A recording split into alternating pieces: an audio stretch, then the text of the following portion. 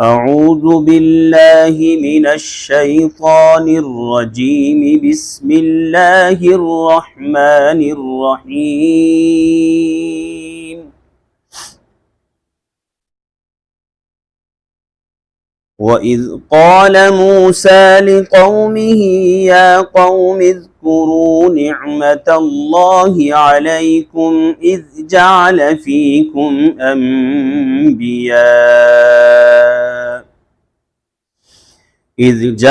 فيكم أنبياء وجعلكم ملوكا وآتاكم ما لم يؤت أحدا من العالمين. يا قوم ادخلوا الأرض المقدسة التي كتب الله لكم ولا ترتدوا على أدباركم فتنقلبوا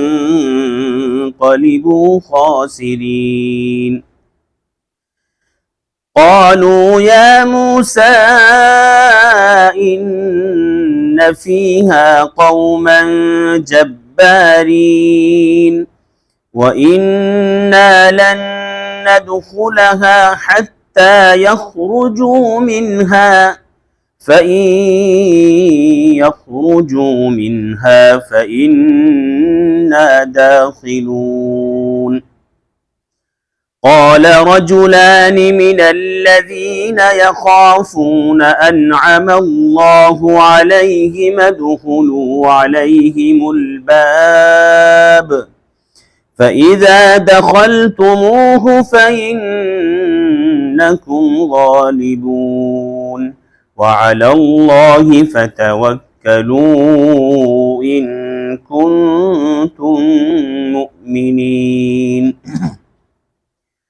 قالوا يا موسى إنا لن ندخلها أبدا ما داموا فيها فاذهب أنت وربك فقاتلا إنا هاهنا قاعدون. قال رب إني لا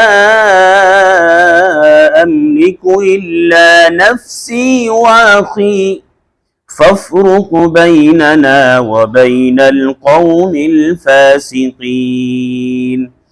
قال فإنها محرمة عليهم 40 سنة يتيهون في الأرض فلا تأس على القوم الفاسقين.